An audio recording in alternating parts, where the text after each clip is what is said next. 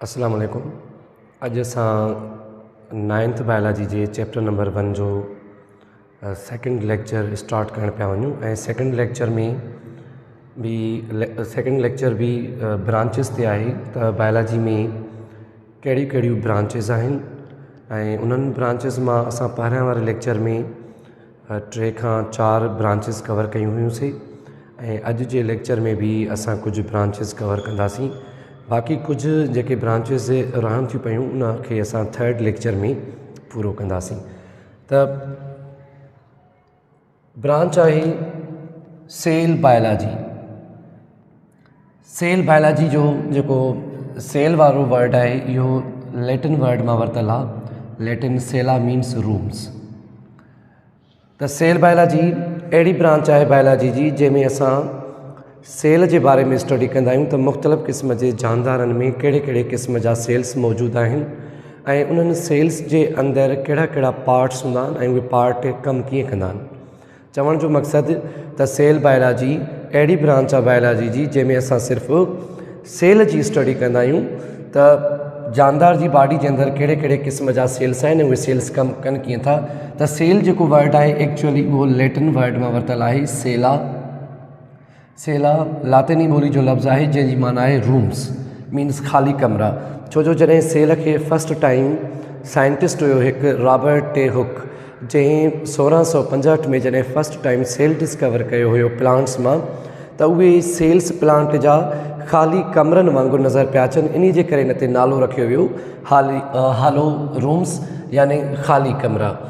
Branch of biology in which we study about cell. अहिड़ी branch biology जी जंहिंमें असां सिर्फ़ु सेल जी स्टडी कंदा आहियूं। जीअं ते असां हिकिड़ो सेल ठाहियो आहे बैक्टीरियल सेल यानी ही हिकिड़ो बैक्टीरिया जो सेल आहे, प्लांट सेल आहे ऐं एनिमल सेल आहे। त बैक्टीरिया प्लांट जो सेल ऐं एनिमल जो जेको सेल आहे इहे सभु सेल हिक ॿिए खां शेप में ऐं फंक्शन में डिफरेंट हूंदा आहिनि ऐं इन्हनि हर हिकु सेल जे अंदरि जेके ऑर्गेनल्स मौजूदु हूंदा आहिनि या सेल जा जेके पार्ट्स हूंदा आहिनि उहे डिफरेंट हूंदा आहिनि। त हिन वक़्तु असां सिर्फ़ु जेको असांजी स्टडी जो फोकस आहे त उहे सेल्स आहिनि यानी कहिड़े क़िस्म जा सेल्स कहिड़े जानदार में मौजूदु आहिनि ऐं उन सेलनि जा कम कहिड़ा आहिनि। त सेल बायोलॉजी में सिर्फ़ु असां सेल्स जी स्टडी कंदा आहियूं। सेकेंड जेकी ब्रांच हिते मौजूदु आहे उहा आहे हिस्टोलॉजी।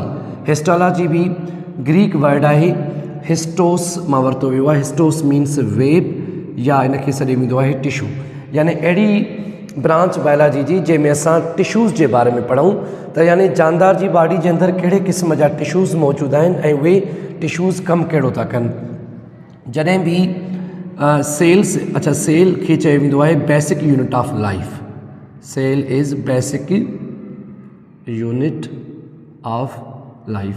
त जानदार जी बॉडी जो जेको बेसिक यूनिट आहे उहो आहे सेल ऐं जॾहिं सेल्स पाण में मिलंदा आहिनि त टिशू ठहंदा आहिनि। टिशूज़ खे असां सॾींदा आहियूं कॉम्बिनेशन ऑफ सिमिलर सेल्स यानी जॾहिं साॻी क़िस्म जा सेल्स पाण में मिलंदा त उहे टिशूज़ ठाहींदा ऐं टिशूज़ फर्दर पाण में मिलंदा त उहे ऑर्गन्स ठाहींदा ऐं ऑर्गन्स अॻिते हली ऑर्गन सिस्टम ऐं अहिड़े तरीक़े सां कंप्लीट लिविंग थिंग ठही वेंदी आहे। त सेल्स जे मिलण खां पोइ जेको ऑर्गेनाइज़ेशन आहे उहा आहे टिशूज़ जी। त टिशूज़ जी जॾहिं असां स्टडी कंदा आहियूं त टिशूज़ जी स्टडी खे चइबो आहे histology. Branch of biology which deals with study of tissues. अहिड़ी ब्रांच बायोलॉजी जी जंहिंमें असां टिशूज़ जी स्टडी कंदा आहियूं। मिसाल तौरु एनिमल्स जी बॉडी जे अंदरि जानवरनि जी बॉडी जे अंदरि मुख़्तलिफ़ क़िस्म जा टिशूज़ हूंदा आहिनि। जीअं नर्व टिशू आहे, इहो nerve tissue brain spinal cord में मौजूदु हूंदो आहे। मसल टिशूज़ बॉडी जे मसल्स में मौजूदु हूंदो आहे ऐं एपिथेलियल टिशूज़ भी जीअं स्किन आहे या बॉडीअ जा जेके ग्लैंड्स आहिनि जेके पाणियाठ पैदा कंदा आहिनि। एपिथेलियल टिशू स्किन या ग्लैंड्स ठाहिण में मदद कंदा आहिनि। त हीअ जेके भी एपिथेलियल टिशू मसल टिशू या नर्व टिशू आहिनि इहे 3 क़िस्म जा टिशूज़ एनिमल्स में मौजूदु हूंदा आहिनि यानी एनिमल्स जी बॉडीज़ जे अंदरि मुख़्तलिफ़ क़िस्म जा टिशूज़ हूंदा आहिनि। त हिन वक़्तु जेको असां डिस्कस था कयूं पिया त उहो टिशूज़ जे बारे में डिस्कस था कयूं त एनिमल्स जे अंदरि कहिड़े क़िस्म जा टिशूज़ आहिनि यानी असांजी स्टडी जो जेको फोकस आहे उहे टिशूज़ आहिनि। त टिशूज़ जी जॾहिं असां स्टडी कंदा आहियूं त हिन वक़्तु असां बायोलॉजी जी कहिड़ी ब्रांच था पढ़ूं पिया हिस्टोलॉजी था पढ़ूं। जैसे असां सेल्स जो जे बारे में डिस्कस पिया कयूं, इन जो मक़सदु असां बायोलॉजी जी कहिड़ी ब्रांच डिस्कस पिया कयूं, सेल बायोलॉजी डिस्कस पिया कयूं। ऐं सेल बायोलॉजी डिस्कस करण खां पोइ असां हिस्टोलॉजी में वरी टिश्यूज़ खे स्टडी कयोसीं। ॿी जेका ब्रांच आहे उहा आहे टैक्सानॉमी। टैक्सानॉमी बि ग्रीक वर्ड मां वरितो वियो आहे। Taxis means arrangement and nomos means law relating to name, यानी अहिड़ी ब्रांच बायोलॉजी जी जंहिंमें असां जानदारनि जी क्लासिफिकेशन के बारे में पढ़ूँ। तो जेके भी जानदार प्लांट एनिमल्स बैक्टीरिया ये सब जानदार कड़े तरीक़े से क्लासीफाई किया विया आहिनि ऐं कहिड़े ग्रुप्स में रखिया विया आहिनि। तो जॾहिं असां इन जानदारनि जी क्लासिफिकेशन के बारे में पढ़ंदा आहियूं तो बायोलॉजी जी कहिड़ी ब्रांच में पढ़ंदा आहियूं, टैक्सानॉमी में।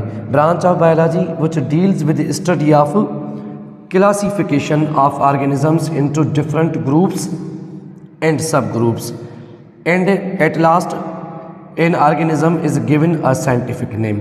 जॾहिं भी टैक्सानॉमी के असां स्टडी कंदा आहियूं त टैक्सानॉमी में असां जानदारनि जी क्लासिफिकेशन पढ़ंदा आहियूं त जेके जानदार आहिनि कहिड़ी ख़ासियतुनि जे हिसाब सां कहिड़े ग्रुप में रखिया विया आहिनि ऐं जानदार खे क्लासीफाई करण खां पोइ असां जेके साइंटिस्ट आहिनि उन जानदार के साइंटिफिक नेम प्रोवाइड कंदा आहिनि। पहिरियां जानदारनि खे क्लासीफाई कयो वेंदो आहे ख़ासियतुनि जे बुनियाद ते ऐं उन जानदार के क्लासीफाई करण खां पोइ साइंटिफिक नालो ॾिनो वेंदो आहे त जीअं जानदारनि खे आसानी सां आइडेंटिफाई करे सघिजे त जानदार कहिड़े ग्रुप सां बिलोंग थो करे।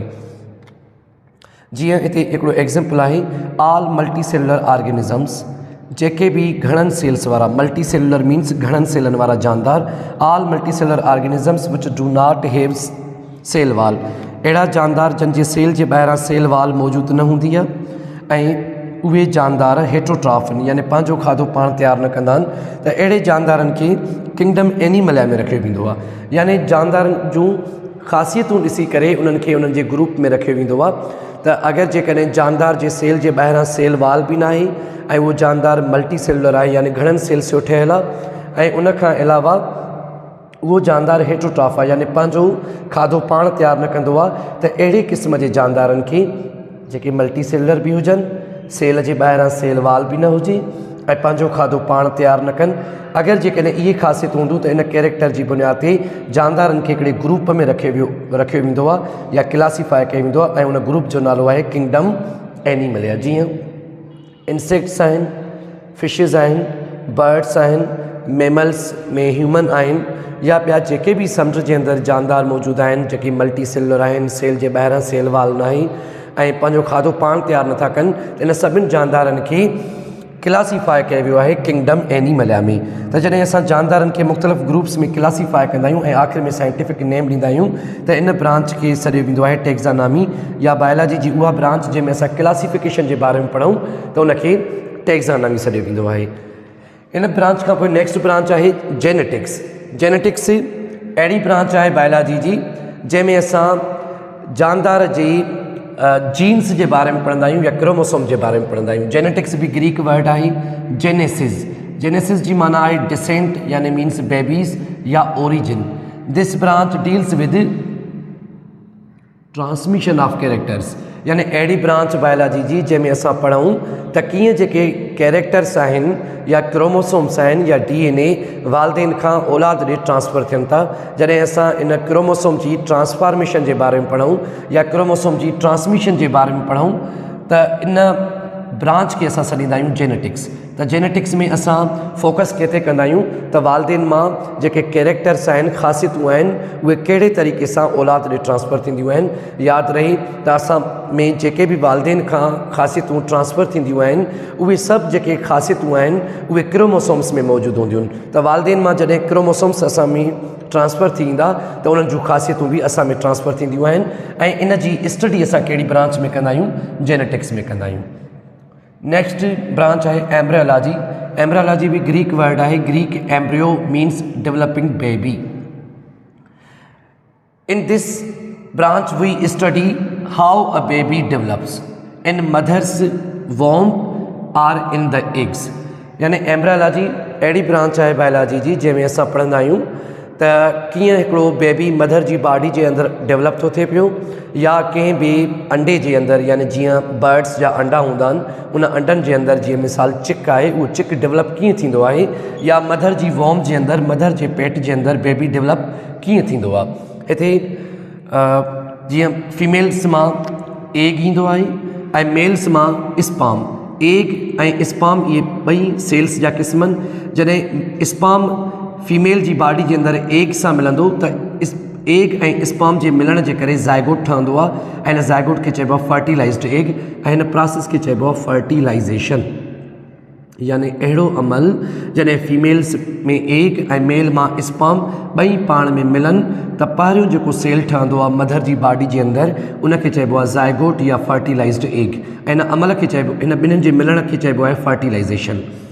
त पहिरियों जेको सेल ठहियो आहे उहो ज़ाइगोट में फर्दर सेल डिवीजन थींदी त 2 सेल ठहंदा। अहिड़े तरीक़े सां फर्दर डिवीजन थींदी 4, 8, 16 ऐं अहिड़े तरीक़े सां मिलियंस जे तइदाद में जॾहिं सेल्स ठही वेंदा त सेल्स जे मिलियंस ऑफ सेल्स जे ठहण खां पोइ टिश्यूज़ ठहंदा।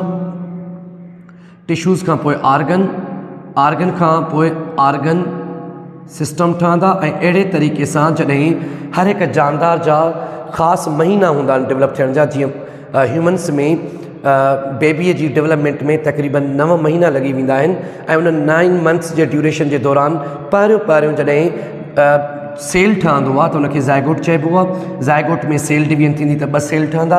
अहिड़े तरीक़े सां आहिस्ता आहिस्ता उन बेबी जे अंदरि टिश्यूज़ ऐं दिलि ठहंदी, ब्रेन ठहंदो, यानी जेके बि स्टेप्स डेवलपमेंट जा आहिनि त जॾहिं असां कंहिं बि बेबीअ जी या कंहिं बि जानदार जी डेवलपमेंट जे बारे में पढ़ूं त जानदार पंहिंजी मदर जे अंदरि या एग जे अंदरि डेवलप कीअं थो थिए त इन बेबीअ जी डेवलपमेंट जे प्रोसेस खे असां सॾींदा आहियूं एम्ब्रियोलॉजी।